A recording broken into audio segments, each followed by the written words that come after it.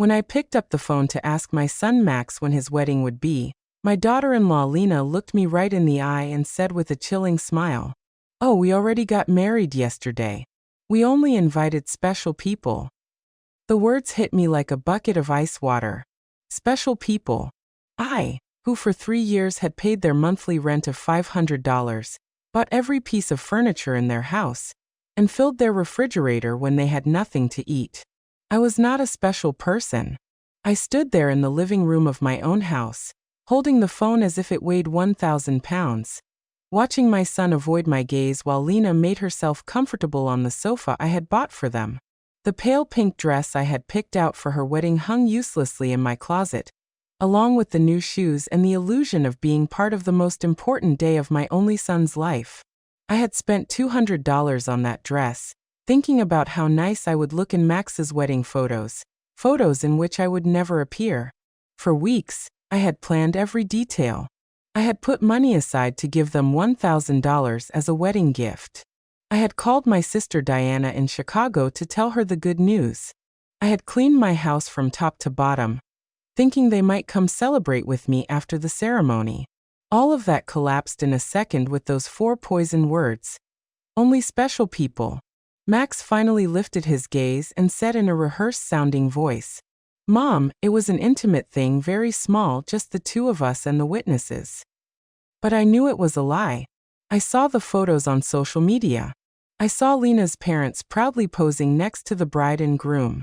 I saw her siblings toasting with champagne. I saw Lena's white dress, which I had helped finance with the $800 I had given her last month for her personal expenses. I saw everything I wasn't supposed to see. A week later, exactly 7 days after that humiliation, Lena called me with a completely different voice. She was no longer the confident woman who had excluded me from her wedding. Now she sounded desperate, almost pleading. "Renata, the rent is overdue. The landlord is pressuring us and says, if we don't pay this week, he will kick us out. You forgot to make the transfer." Her voice trembled slightly as if the world were ending. I was silent for a few seconds, remembering all the times I had run to the bank to make that transfer. All the times I had canceled my own plans to make sure they had a roof over their heads. All the times I had eaten beans and rice so I could give them money for their desires. And now, after they had excluded me from the most important moment of their lives, they had the audacity to call me as if nothing had happened. "Lena," I said with a calm that surprised even me, "didn't I warn you that I only help special people?" The silence on the other end of the line was so deep that I could hear my own heart beating. For the first time in years, it was not I who was trembling, but her. "Renata, I don't understand," she stammered. "We were always special to you. You're like a second mom to me." Lies. All lies. Wrapped in that sweet voice she only used when she needed something. The same voice she had used to ask me for money for the wedding dress, for the honeymoon, for the rings, which I had helped finance without knowing I would never see the ceremony where they were exchanged.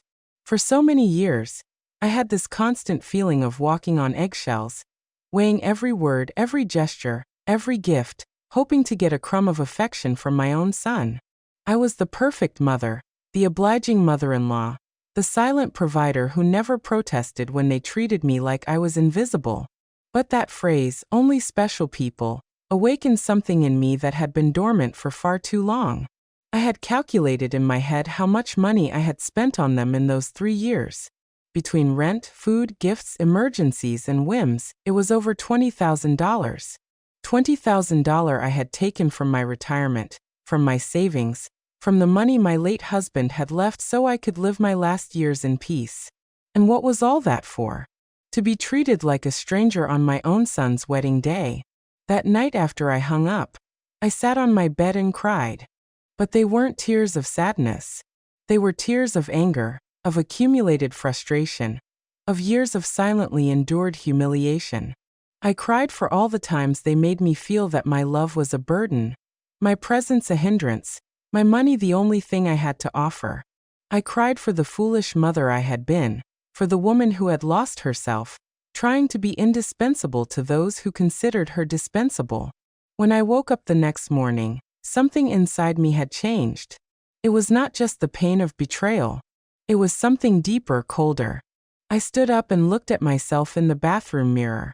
The same tired eyes as always. The same wrinkles that told stories of years of giving love without getting it back. But there was something else in my gaze, a hardness I didn't recognize, a determination that had been buried under years of compliance. I went to the kitchen and made coffee, as I had every morning for 40 years. But this time, I didn't think about calling Max to ask how he had slept. I didn't check my phone in anticipation of a message from him apologizing for the previous day's humiliation. For the first time in a long time, I was my own first concern of the day. I sat at the table where I had so often planned surprises for them, counted bills for their expenses, and cried silently when they treated me with indifference. Now this table would be a witness to something completely different. I took out my checkbook, my bank statements, and started to do the math. I wanted to see in exact numbers the extent of my own foolishness. Monthly rent of $500 multiplied by 36 months was $18,000. Food and supplies approximately $200 a month was another $7,200.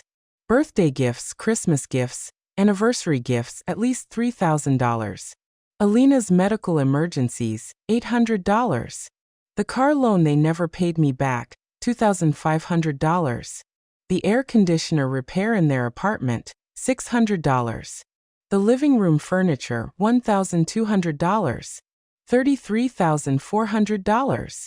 That was the exact sum of my generosity. $33,400 I had wasted from my husband's inheritance, from my pension, from the savings I had put aside penny by penny for decades of honest work. All that money thrown out the window to keep two adults comfortable, who couldn't even pretend to respect me. The phone rang and I saw Max's name on the screen. Normally, my heart would have pounded as I ran to answer, hoping he would finally apologize and explain that everything had been a misunderstanding, but this time I let it ring once, twice, 3 times. Finally, it fell silent, and I continued drinking my coffee as if nothing had happened. 10 minutes later, it rang again. This time, it was Lena. I let it ring too. Then a text came from Max. "Mom, please answer. We need to talk." I deleted the message without replying. At 2 o'clock in the afternoon, I decided to go for a walk. I hadn't done that in months without a specific purpose, without an errand related to them. It was always the bank for transfers, the supermarket to buy them something they needed, the pharmacy for Lena's medications. Today, I went for a walk just because I wanted to. I walked past the park where I had often taken Max as a child. I remembered that sweet boy who hugged me tight and said I was the best mom in the world. When had he become this man who treated me like an ATM with feelings? When did I start confusing love with money? When did I start to believe I had to buy my own son's affection? At the bank, where I had so often made automatic transfers, I stopped in front of the door. The branch manager, Mr. Clean, saw me through the glass and waved. I had known him for years. He had processed every one of my transfers to Max and Lena. He had watched my account drain month after month to fill theirs. I went inside and walked directly to his office. "Mr. Klein," I told him, "I need to cancel the automatic transfers I have programmed." He looked at me surprised. For 3 years, these transfers had been as regular as the sunrise. "Are you sure, Mrs. Richter? Did something happen?" His concern was genuine. More genuine than any interest Max had shown in me in recent months.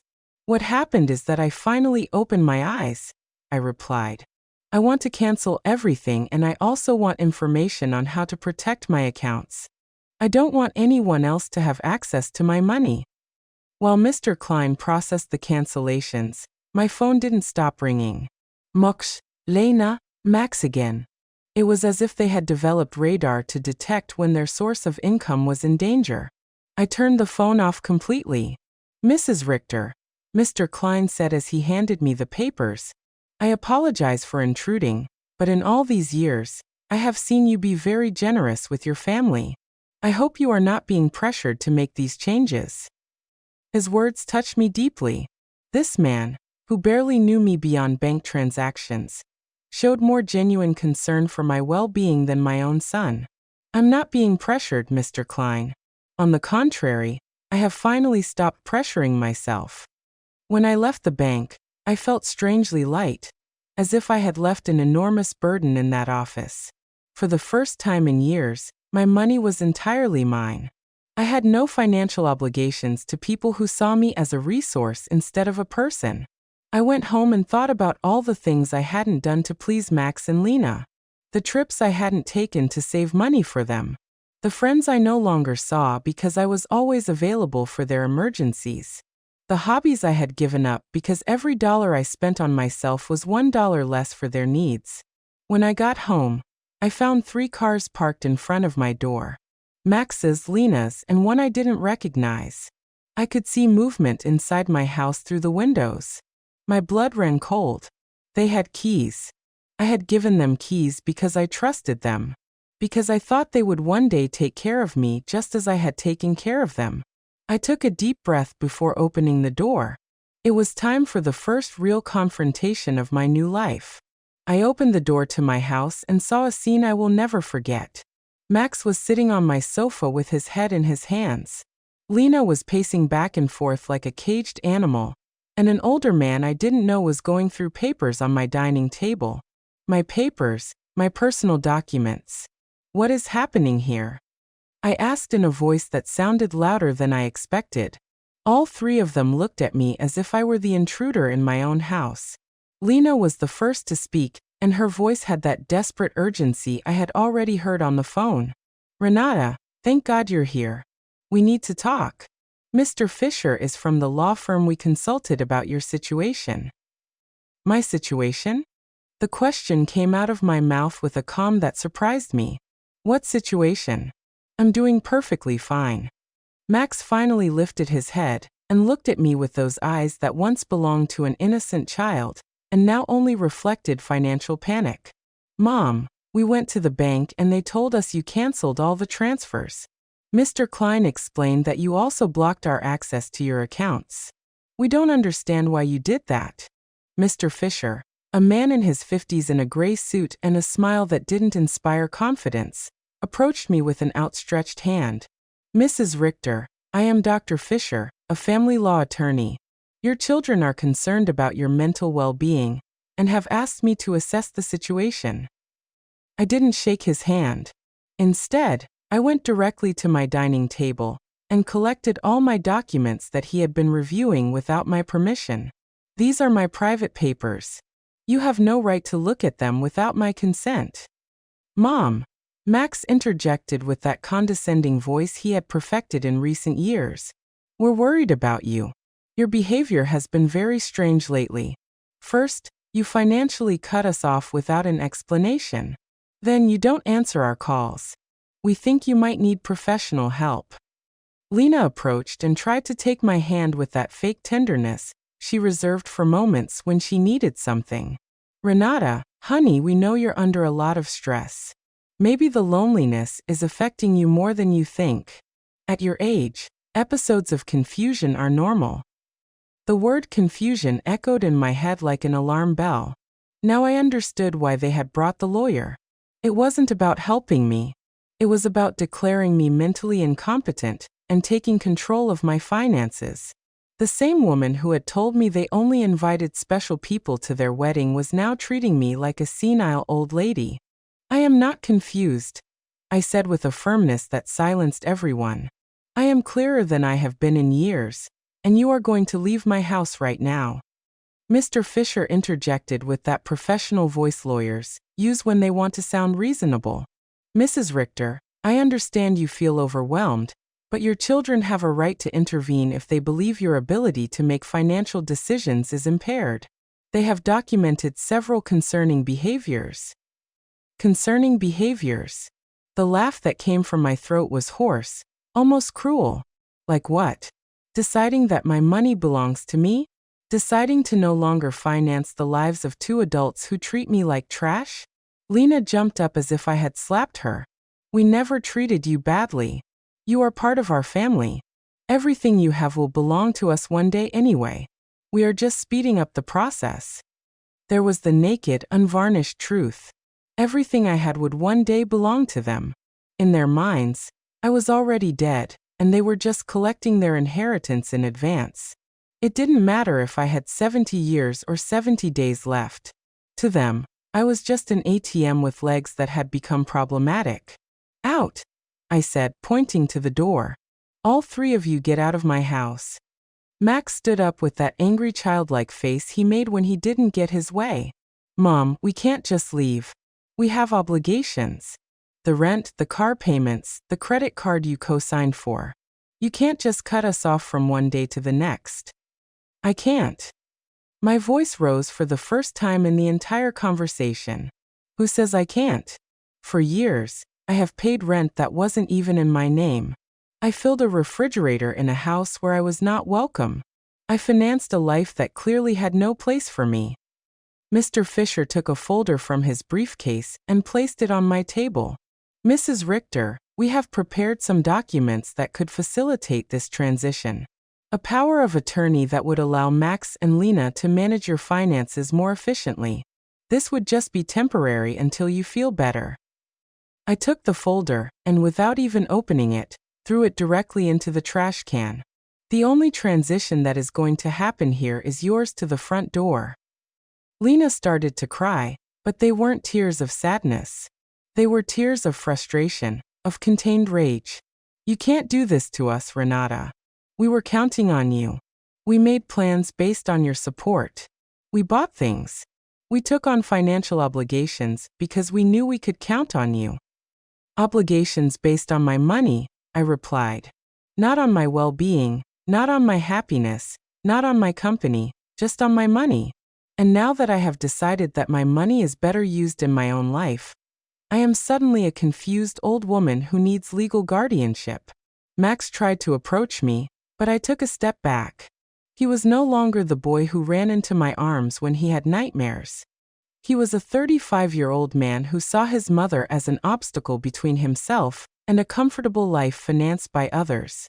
Mom, we made mistakes, he said in a voice that was supposed to sound remorseful. The wedding was a misunderstanding. Lena was nervous. I was under pressure. We can fix this if you just become reasonable again. Reasonable? The word tasted bitter in my mouth. Being reasonable means continuing to pay for your life while you treat me like a stranger. It means pretending it doesn't hurt to have been excluded from the most important day of my only son's life.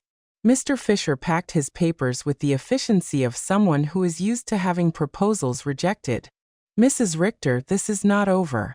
Your family has legal options. If you are indeed making irrational decisions due to mental health problems, a judge can determine that you need guardianship. His words were like a blow. I realized this was not just a manipulative family visit. It was a real legal threat. They wanted to declare me incompetent to manage my own affairs. Mr. Fisher, I said, looking him directly in the eyes, I suggest you do your research thoroughly before you threaten a 71-year-old woman who has managed her finances flawlessly for 40 years, who raised her son alone after the death of her husband, who ran a household and worked honorably until retirement, and who until last week financially supported two completely capable adults. Lena stopped crying and looked at me with a coldness that finally showed her true face. This won't stay like this, Renata. We have rights and lawyers too. Perfect, I replied. Hire all the lawyers you want. With your own money, of course, because mine is no longer available to finance your legal tantrums. The three of them walked to the door with the wounded dignity of people who are not used to being told no. Before he went out, Max turned to me one last time. Mom, this is going to end very badly for you. You're going to end up alone with no one to take care of you when you really need it. Max, I said with deep sadness, but also with crystalline clarity, I am already alone. The difference is that now it's by my own choice, not by your neglect. As I closed the door behind them, I stood in my living room, surrounded by the most beautiful silence I had heard in years. It was the silence of freedom. That night, I couldn't sleep, but not out of sadness or regret, but out of adrenaline from having reclaimed control of my own life. I lay awake in bed, planning my next steps like a general preparing for a battle. If Max and Lena wanted to fight, I would give them a war. But it would be a war I would fight with intelligence, not with emotion. At 6 o'clock in the morning, I was already dressed and ready to go. My first stop was the office of attorney, Mr. Weber, a man I had met years ago when I was handling my husband's will. Unlike Mr. Fisher, whom Max and Lena had brought, Mr. Weber had an impeccable reputation and specialized in protecting the rights of the elderly. Mrs. Richter, he told me as I explained the situation, what your children tried to do yesterday is more common than you think. It's called elder financial abuse, and it's a federal crime. The fact that they entered your house without permission and reviewed your private documents also constitutes a violation. His words both calmed and worried me. They calmed me because they confirmed I wasn't crazy, that what had happened was truly abusive. They worried me because I realized the situation was more serious than I had thought. We have to document everything, Mr. Weber continued. Every transfer, every gift, every time they pressured you for money. We will also change your will to protect your assets from future manipulation attempts. We spent 3 hours reviewing my financial records.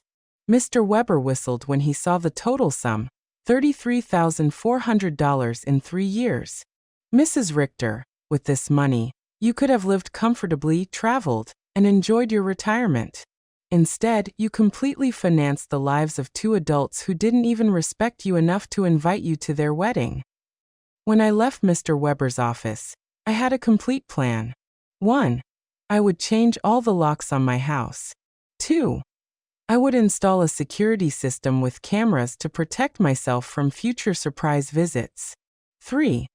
I would open a new bank account at a different bank where they had no contact. 4.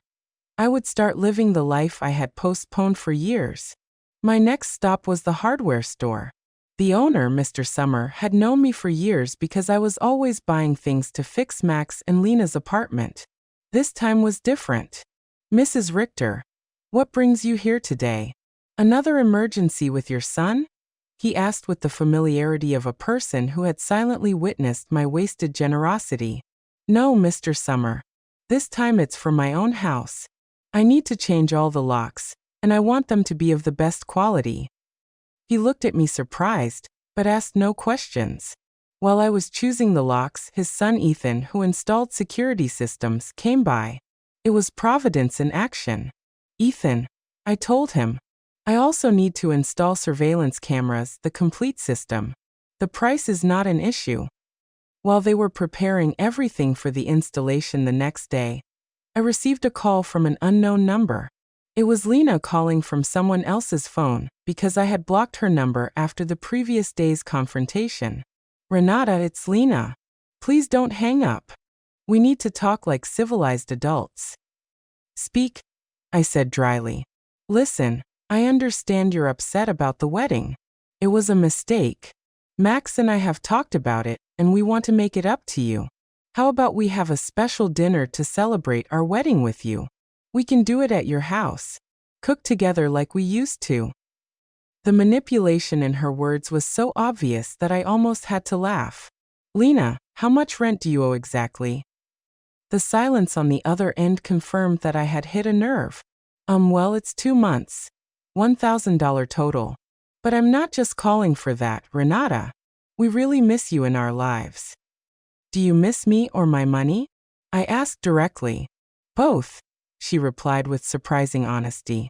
Renata, I won't lie to you. Yes, we need your financial help, but we love you too. You're important to us. If I'm so important, I said, why wasn't I important enough to be at your wedding? Why am I not important enough to get a call that doesn't ask for money? When was the last time you called me just to ask how I was doing? Doing? Another silence. We both knew the answer. Never. Lena, I'm only going to explain this to you once. For 3 years, you have treated me like an ATM with feelings. You used me. You ignored me. You humiliated me. And finally, you insulted me in the worst possible way. Now that the money is running out, You suddenly discover you love me. Renata, please. I cut her off. There is no please. You made your choice when you decided I wasn't special enough to be at your wedding. Now I'm making mine. I hung up and turned the phone off completely. I didn't want any more interruptions on my day of liberation. That afternoon, I went to the beauty salon I hadn't been to in over a year. I always canceled my appointments because Max or Lena needed something urgent, or because the money I had set aside for myself became an emergency for them. Mrs. Richter, my favorite hairstylist Cynthia, called out. What a surprise! I thought you had forgotten us. I didn't forget you, Cynthia. I just forgot that I also deserve to be pampered. I treated myself to the full treatment. Cut, color, manicure, pedicure. For the first time in years, I spent money on myself without feeling guilty.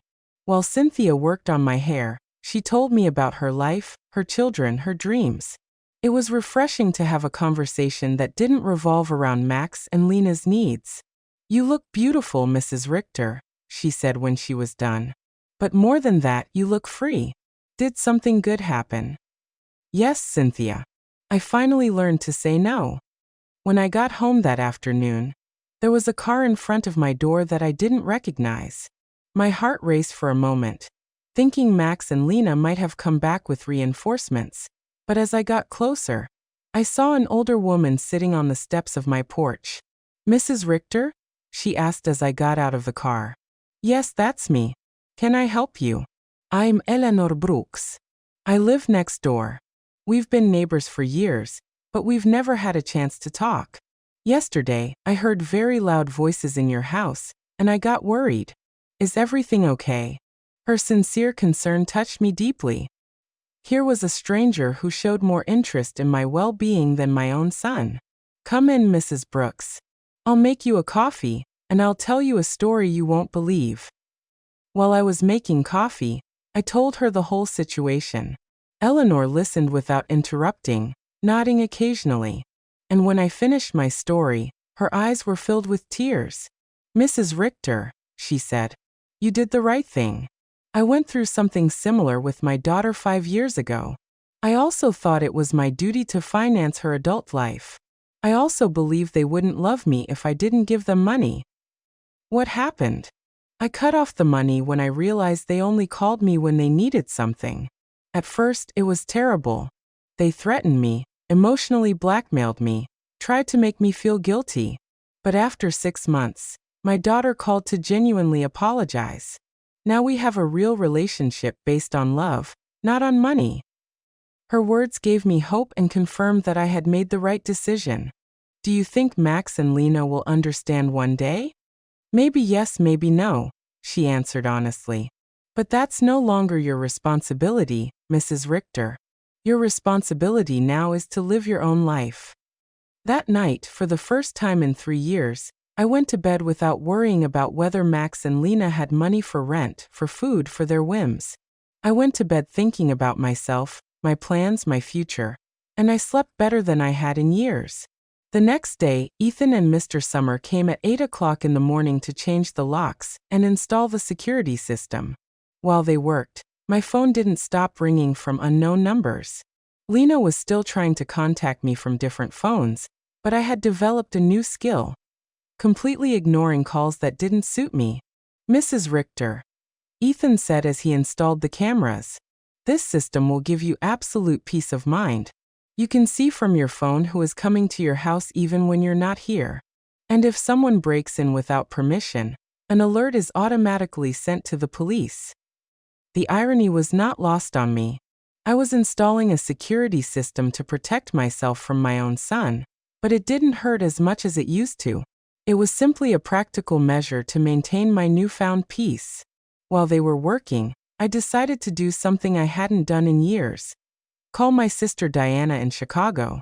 We had lost touch because every time we talked, I would tell her about Max and Lena's successes, about how much money I had spent on them, about how proud I was to be able to help them. I now realized that our conversations had become financial reports disguised as family news.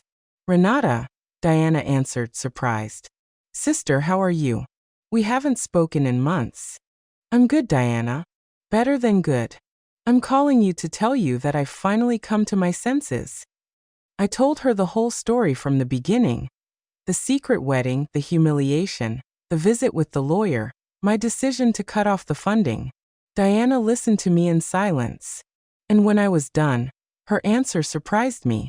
Renata, sister, it was about time. Every time we spoke, it broke my heart to hear you brag about how much money you gave them. As if love could be measured in dollars. I wanted to tell you something, but I didn't know how. What did you want to tell me? That Max never spoke lovingly about you when I saw him at family gatherings. It was always my mom helped me with this or my mom bought me that, but never, I miss my mom or I love my mom. It was as if you were a service provider, not a person. Her words hurt, but it was a necessary pain. Like when a doctor cleans an infected wound, it hurts, but it's part of the healing. You know what else I noticed? Diana continued. Lena always spoke about you in the future tense. When Renata is no longer here, we can remodel her house, or when we inherit, we will invest in the business. As if they were waiting for you to die to really live. This revelation hit me like a bucket of ice water. They didn't just see me as an ATM. They saw me as a temporary obstacle between them and their money. While I was trying to make them happy, they were planning their future without me. After talking with Diana, I sat in my kitchen processing all this information. Years of marriage to a man who truly loved me, 35 years of raising my son alone after my husband's death, and 3 years of financing 2 adults who saw me as a $100,000 obstacle. The doorbell rang and on the new cameras I saw it was Eleanor with a mug in her hands. I opened the door and she handed me a fresh brewed coffee. I thought you might need some company after everything you told me yesterday, she said with that sincere smile I had already come to appreciate. We sat in my living room and Eleanor told me more details from her own experience. My daughter said the exact same thing to me that Lena says to you. You're like a second mom to me. We're special to you. Everything will be ours one day anyway. Those are rehearsed phrases, Mrs. Richter. They learned them from the Emotional Manipulation Handbook. Do you think such a handbook exists? I asked half-jokingly. Not officially, but it seems everyone reads from the same book. Chapter 1 is Make Her Feel Indispensable. Chapter 2 is Create Constant Financial Emergencies. Chapter 3 is When She Resists, Question Her Mental Health. We laughed, but it was a bitter laugh.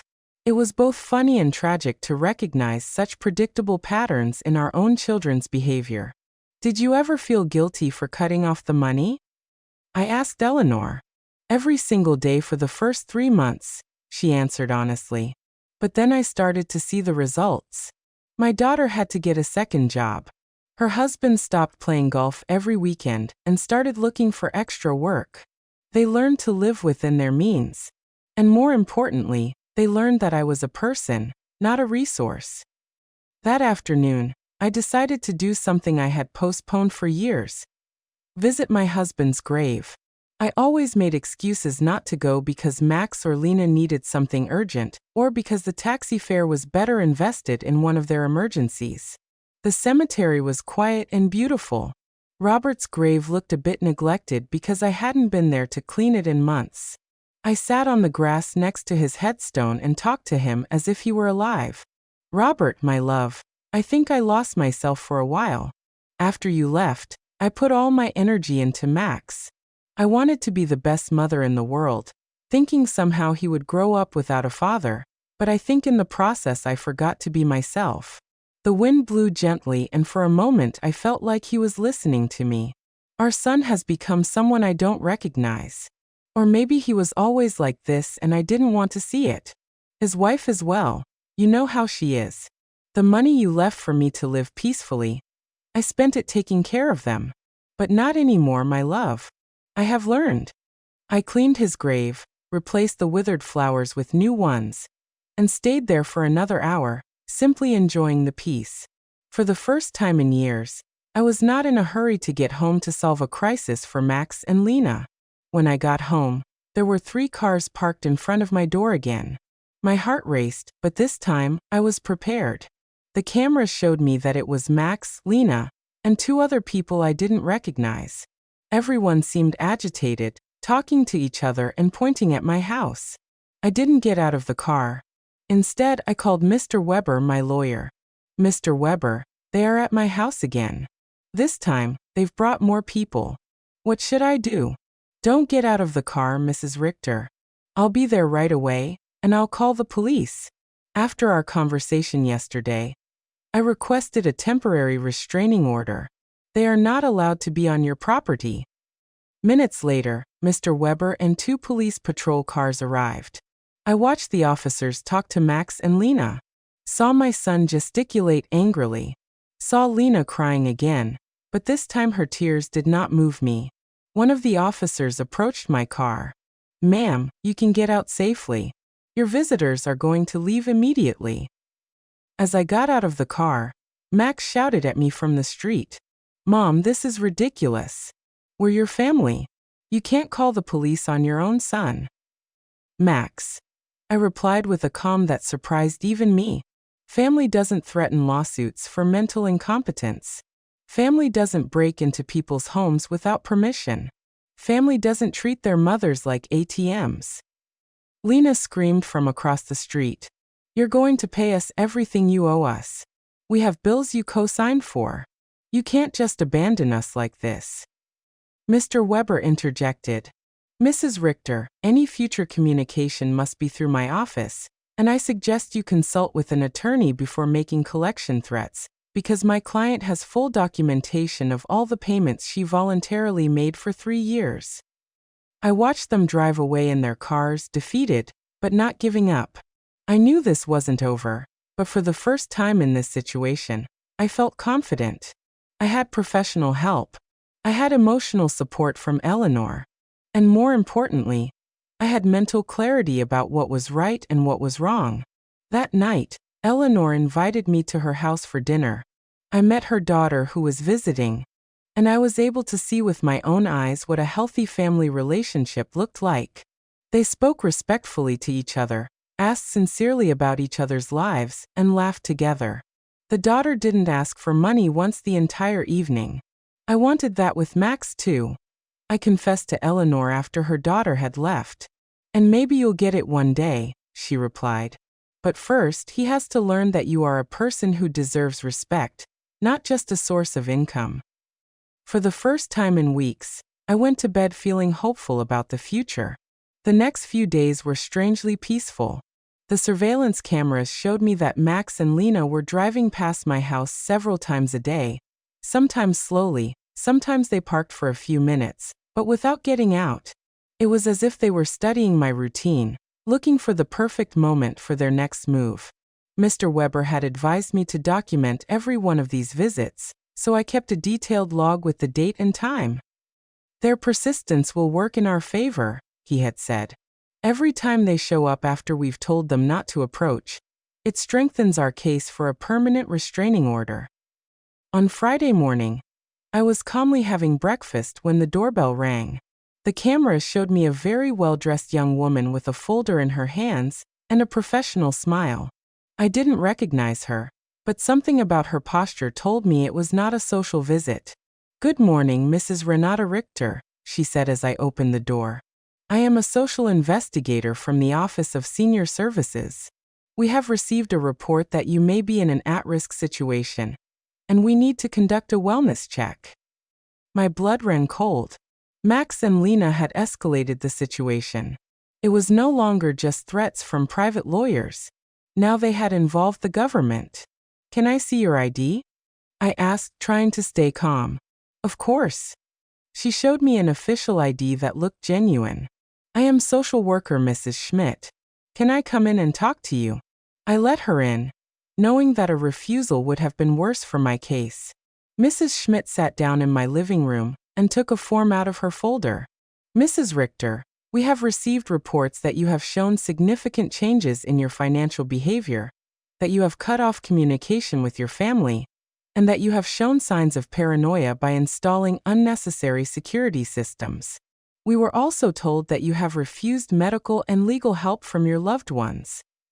Every word had been carefully chosen to make me sound like a mentally disturbed old woman. I recognized Lena's handwriting in the wording. She had always been skilled at manipulating words to get what she wanted. "Miss Schmidt," I said with all the dignity I could muster, "I would like to call my lawyer before answering any questions." "Ma'am, this is not a legal interrogation. It's a wellness check. If you have nothing to hide, it should not be a problem to speak with me." The phrase, "if you have nothing to hide," infuriated me.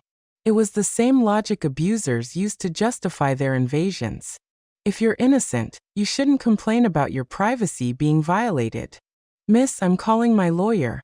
You can wait here or come back another day, but I will not answer any questions without legal representation present."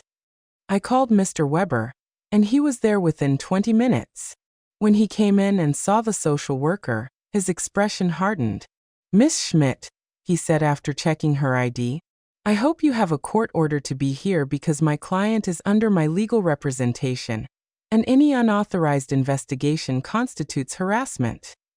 "Sir," Mrs. Schmidt replied with less confidence than before, "we have reports from concerned family members about the lady's well-being.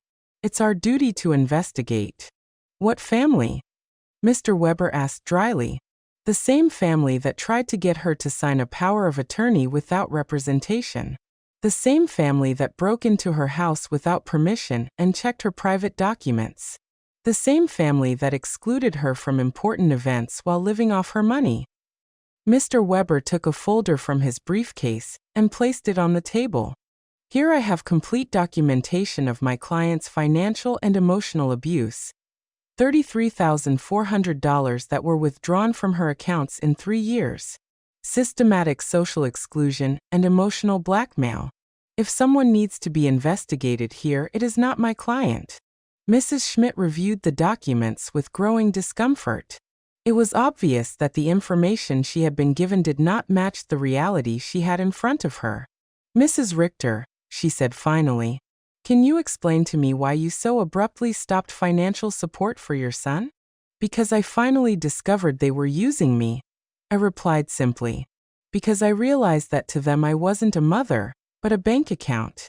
Because I was tired of financing the lives of people who saw me as an obstacle." "But don't you feel it's your responsibility to help your family?" The question outraged me. "Miss Schmidt, my responsibility as a mother was to raise my son until he was 18, to educate him, and to give him the tools to be an independent adult. My son is 35 years old, married, and perfectly capable of supporting himself. Financing his adult life is not my responsibility. It is my choice, and I have chosen not to do so anymore." Mr. Weber interjected. "Miss Schmidt, would you consider it normal for a 35-year-old adult to be unable to pay his own rent without the help of his 71-year-old mother?" Mrs. Schmidt did not answer right away. I could see she was re-evaluating the entire situation. "Mrs. Richter," she asked after a moment, "do you manage your own finances completely? I can show you my bank statements, my investments, my tax payments. Everything is current and in order." "Do you live independently?" "As you can see, I keep my house clean. I take care of myself physically. I drive my own car. I have healthy social relationships with my neighbors." "Do you take any medication?" "Just vitamins and occasionally aspirin. I don't have any medical conditions that require medication." Mr. Weber added, "My client has just undergone extensive medical exams as part of our legal process. She is in perfect mental and physical condition." Mrs. Schmidt closed her folder inside. "Mrs. Richter, based on this conversation and the documentation I have reviewed, I see no indication that you are at risk or in need of intervention. I will close this case." After she left, Mr. Weber and I remained silent for a few minutes. "Renata," he said finally, "this is going to continue to escalate. Max and Lena are spending money they don't have to hire professionals to try to have you declared incompetent. Does that mean they are desperate?" "It means that exactly. What else can they do? They can file a lawsuit for incompetence. It's expensive and hard to win.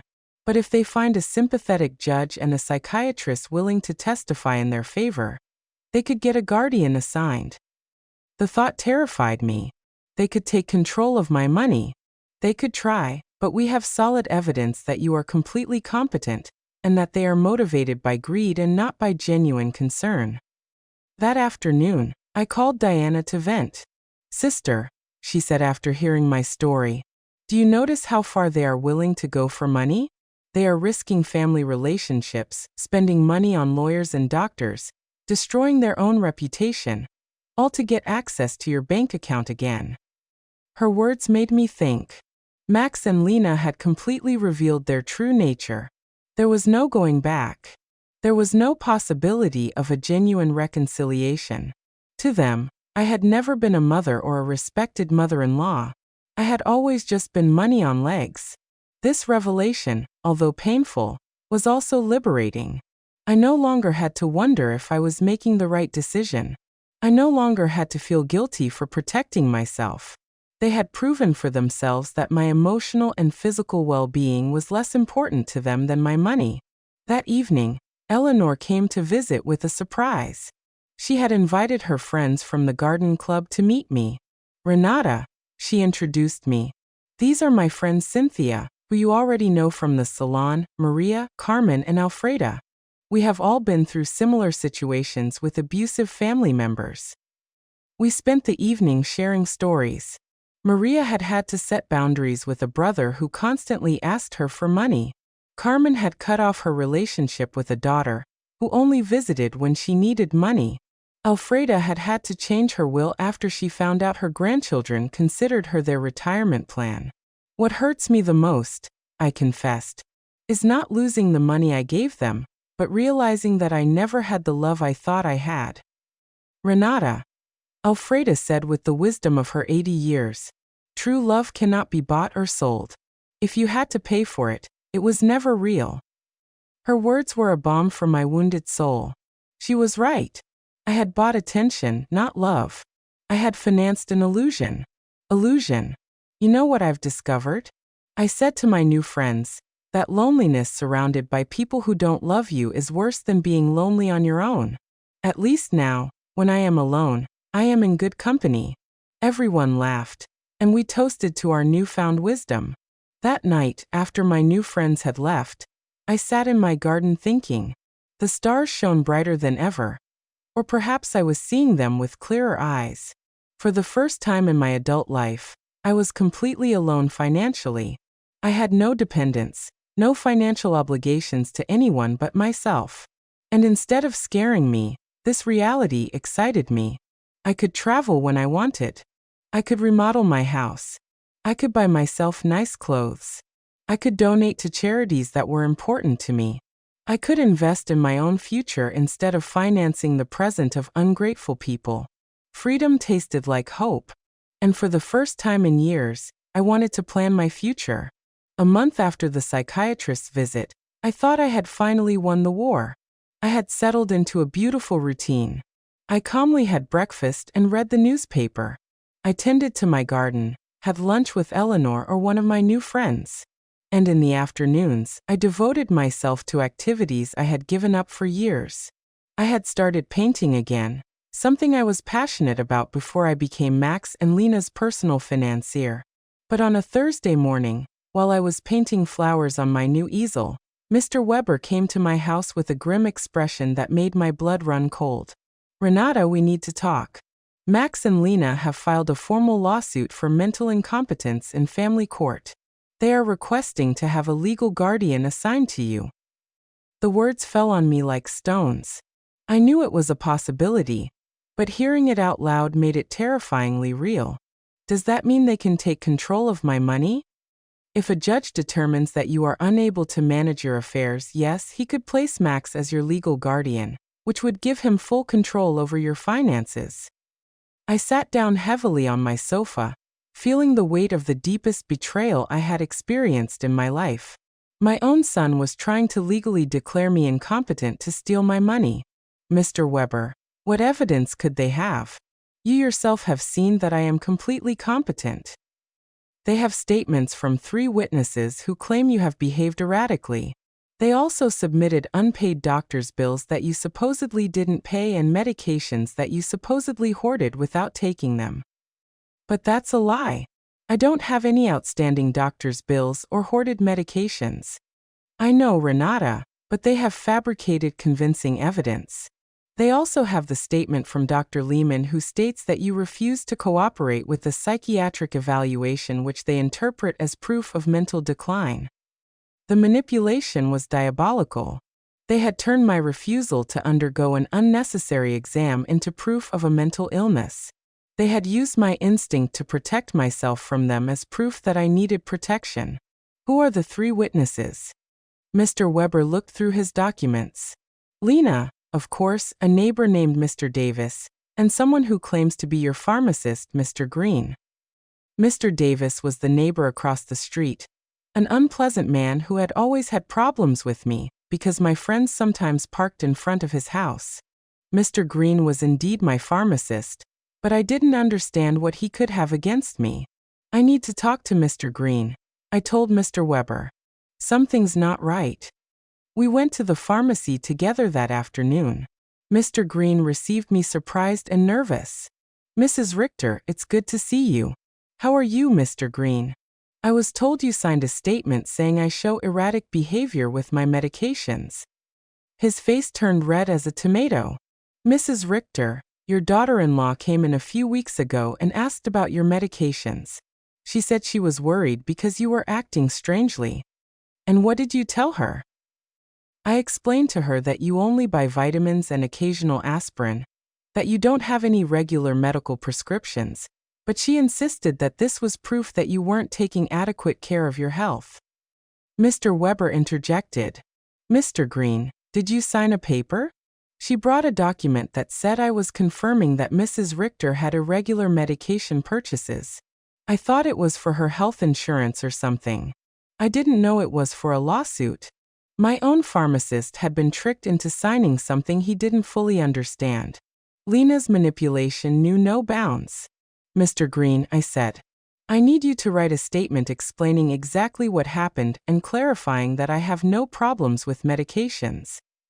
Of course, Mrs. Richter, I am terribly sorry for this misunderstanding. After the pharmacy, we went to confront Mr. Davis. When we knocked on his door, he received us with obvious hostility.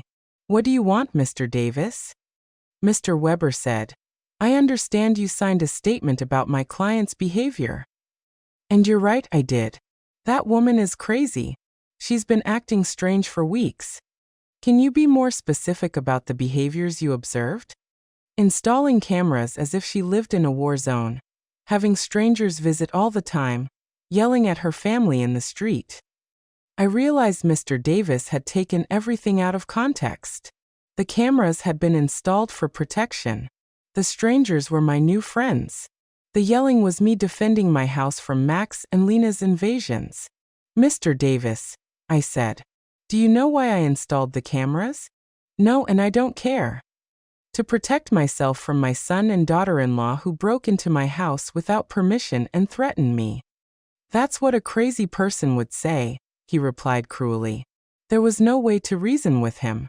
His statement was based on superficial observations maliciously interpreted. That evening, Mr. Weber and I sat down to plan our defense. Renata, we need our own psychiatric evaluation.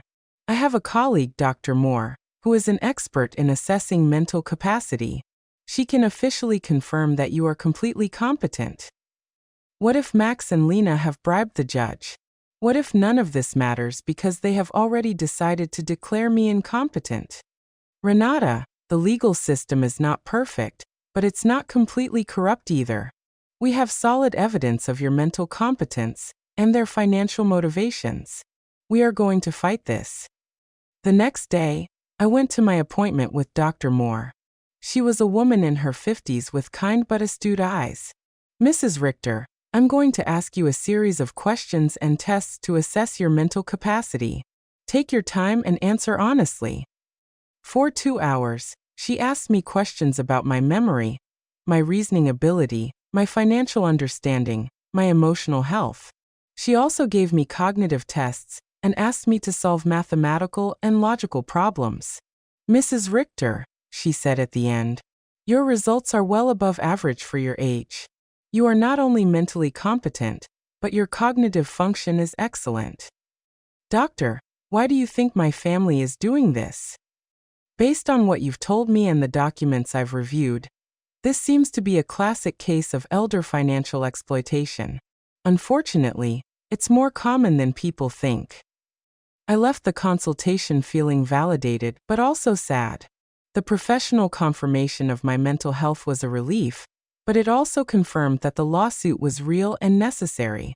That afternoon, Eleanor organized an emergency meeting with all our friends from the garden club. When I told them about the incompetence lawsuit, everyone was outraged. Renata, Maria said, we will testify in your favor. We have been with you for weeks and anyone can see that you are doing great. Better than great, Cynthia added. You are clearer and stronger than many 40-year-old women I know. Alfreda, with her 80-year-old wisdom, took my hands. Renata, my dear, what your children are doing is nothing new. For generations, greedy children have tried to declare their parents insane to get their money. But you have something many of these victims didn't have: documentation, legal support, and friends who can testify for you. Her words gave me hope. I was not alone in this fight. I had an army of strong women who had witnessed my transformation firsthand. You know what the saddest thing about all this is? I said. That Max and Lena are willing to destroy any future possibility of reconciliation for money. Even if I were willing to forgive everything so far, there's no going back from this. And maybe that's for the best, Cynthia replied. At least now you know exactly who they are, and you can act accordingly. That night, for the first time since this nightmare began, I really cried. Not out of sadness, but out of grief. I said my final goodbye to the son I thought I had, to the dream of a loving family, to the illusion that unconditional love was reciprocated. But something new also emerged within me, an iron determination not to let myself be stripped not only of my money, but also of my dignity and my freedom. The war had officially begun, but I was ready to fight. The trial came 3 weeks later. I woke up early, put on my best black suit, and looked at myself in the mirror with a determination I had never felt before. Today, not only my mental capacity would be judged, but also my dignity as a person, my right to live free from abuse, my value beyond my bank account. Mr. Weber came at 7 in the morning to go over our strategy one last time. Renata, remember, the burden of proof is on them. They have to prove that you are incompetent. We just have to show that you are not. And what if the judge is already biased? Judge Miller has a reputation for being fair. I researched his past cases and he doesn't automatically favor families. He is dedicated to protecting the rights of the elderly. We arrived at the courthouse at 9 o'clock in the morning. In the hallway, I saw Max in a new suit that he probably bought for the occasion and Lena dressed in black, as if she were at a funeral. Maybe it was the funeral of our family relationship. When our eyes met, Max avoided my gaze, but Lena held my gaze with a coldness that confirmed that for her, this was just a business transaction. Their lawyer was an older, elegant man with the kind of confidence that comes from winning similar cases before. When he began his opening statement, his strategy was clear: to portray me as a confused old woman who had been manipulated by strangers to alienate me from my loving family. Your Honor, he said in a solemn voice, Mrs. Renata Richter has shown a clear mental decline in recent months. She has cut off all financial support for her family, without a rational explanation. She has installed unnecessary security systems due to paranoia and has isolated herself from her loved ones under the influence of neighbors and lawyers who are obviously taking advantage of her vulnerable situation. Every word had been carefully chosen to make my self-empowerment sound like dementia, and my freedom sound like external manipulation. Then they called their witnesses. Lena was the first to testify, and her performance was Oscar-worthy. She cried as she described how I had completely changed, how I had become hostile and paranoid, how I had isolated myself from the family that loved me. Your Honor, she said in a trembling voice, Renata has always been like a second mom to me. Seeing her mental decline has been devastating. We just want to help her get the care she needs. Lies wrapped in convincing tears. When Mr. Weber cross-examined her, the cracks in her story began to become visible. Mrs. Schuster, can you tell the court when was the last time you called my client without asking for money? Lena stammered. Well, we always talked about many things. Can you give me a specific date? I don't remember exact dates. Is it true that you and your husband got married without inviting my client? It was a very small ceremony. Is it true that when my client asked about the wedding, you told her that you had only invited special people? Lena's face turned red. Those words were taken out of context. What would be the right context to tell your mother-in-law that she is not a special person? She couldn't answer convincingly. Max was next. Seeing him on the witness stand, swearing to tell the truth while preparing to lie about my mental health was one of the most painful moments of my life. This was the boy I had raised alone, the one I had dedicated my entire life to. My mom has always been very generous with us, he testified. But lately, she has become erratic and irrational. We believe she is being manipulated by people who are taking advantage of her. When Mr. Weber cross-examined him, the mask fell completely. Mr. Richter, how much money have you received from your mother in the last 3 years? I don't know the exact amount. Does $33,400 sound about right? Maybe she's always been generous. And how many times have you visited your mother without asking her for money? The silence was deafening. Is it true that you and your wife broke into my client's house without permission and checked her private documents? We were worried about her. Is it true that you brought a lawyer to pressure her into signing a power of attorney? We wanted to help her manage her finances. Do you, at 35 years old, need the help of your 71-year-old mother to pay your rent? Max couldn't answer with dignity. Mr. Davis testified about my supposed erratic behaviors, but when Mr. Weber asked him for details, he admitted that he had never spoken to me directly, and that all his information was based on superficial observations. Dr. Lehman testified that my refusal to undergo an evaluation was proof of mental decline. But Mr. Weber submitted the documentation of our evaluation with Dr. Moore, which completely refuted his conclusions. Then it was our turn. Mr. Weber first called Mr. Green, my pharmacist, who explained how he had been tricked into signing a statement that distorted my medication buying habits.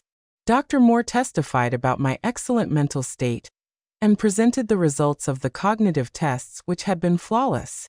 Mr. Summer from the hardware store testified about my mental competence and explained that my decisions to cancel automatic transfers were completely rational and had been processed correctly. Eleanor and my friends from the Garden Club testified about my clarity, my newfound vitality, and my ability to maintain healthy social relationships. Finally, it was my turn to testify. I stood up with dignity and walked to the witness stand, feeling the weight of 71 years of experience, of wisdom gained through pain, of strength discovered in adversity. Mr. Weber guided me through my testimony, letting me tell my whole story. The $33,400 spent in 3 years, the humiliation of being excluded from the wedding, the constant emotional manipulation, the violation of my privacy, the legal threats. Mrs. Richter, Mr. Weber finally asked, why did you decide to stop financial support for your son and daughter-in-law? Because I finally understood that what I was getting from them was not love. I replied in a clear, loud voice. It was a commercial transaction disguised as a family relationship. My money was welcome, but I as a person was not. Do you regret your decision? I only regret that it took me so long to make it. Max's lawyer tried to make me appear confused during his cross-examination, but I answered every one of his questions with clarity and precision. When he tried to imply that my new friendships had manipulated me, I explained to him that for the first time in years, I had relationships based on mutual respect and not on financial interest. In his closing argument, Max's lawyer insisted that I was a victim of external manipulation. Mr. Weber's rebuttal was devastating. Your Honor, what we have seen here is not the case of an incompetent old woman, but that of a woman who has finally found the strength to free herself from years of financial and emotional abuse. The plaintiffs have presented no real medical evidence of mental incompetence. What they have presented is frustration because their source of income has decided to exercise her legal and moral right to protect her own resources. Judge Miller retired to deliberate for 2 hours that felt like 2 years. When he came back, his expression was serious but clear. After reviewing all the evidence presented, it is obvious to this court that Mrs. Renata Richter is in full possession of her mental faculties. Professional psychiatric evaluations confirm her cognitive competence. Her financial decisions, as painful as they may be for her family, are completely rational and within her rights. My heart began to beat faster. Furthermore, the judge continued, the evidence suggests that this lawsuit is motivated by financial interest rather than by genuine concern for Mrs. Richter's well-being. The court completely denies the request for guardianship. I had won. I had not only won the lawsuit, but also my freedom, my dignity, my right to live free from the abuse of those who supposedly loved me. When we left the courthouse, I saw Max and Lena talking angrily with their lawyer. Lena gave me a look of pure hatred before she walked away. Max looked at me one last time, and for a second, I saw something that could have been regret, but it was already too late. That night, Eleanor organized a celebration at my house with all our friends. We toasted to justice, to freedom, to the sisterhood of strong women who support each other. Renata, Alfreda told me, today, you didn't just win a trial. You won back your life. She was right. For the first time in years, the future was completely mine. I could travel. I could love. I could create. I could live without fear, without guilt, without manipulation. 3 months later, I sold my house and moved to a beautiful apartment near the city center. I donated half of my money to organizations that protect the elderly from family abuse. With the other half, I began to live the life I had always wanted. I traveled through Europe, took art classes, and joined volunteer groups. I never heard from Max and Lena again. I heard from others that they had to move to a smaller apartment, and that Lena had found a job for the first time in years. Perhaps the adversity would teach them what my generosity never could: the value of honest work and independence. Some nights, when I look at the stars from my new balcony, I think about the woman I was a year ago, fearful, manipulated, believing I had to buy love. That woman is dead. And in her place, someone has been born who has understood a fundamental truth. True love never has a price, and freedom is never too expensive. My name is Renata. I am 72 years old, and I have finally learned that the most important person I have to love and protect is myself. If you liked my story, you can support me by making a donation so I can write more stories. Thank you in advance. And you, what would you do in this person's place? I would love to hear your opinion, so please share it with me in the comments. I'm always curious about what you all think. Also, write me where you heard this story. For more life stories like this, like the video and subscribe to my channel. There are many other stories waiting for you. With heartfelt greetings. Until next time.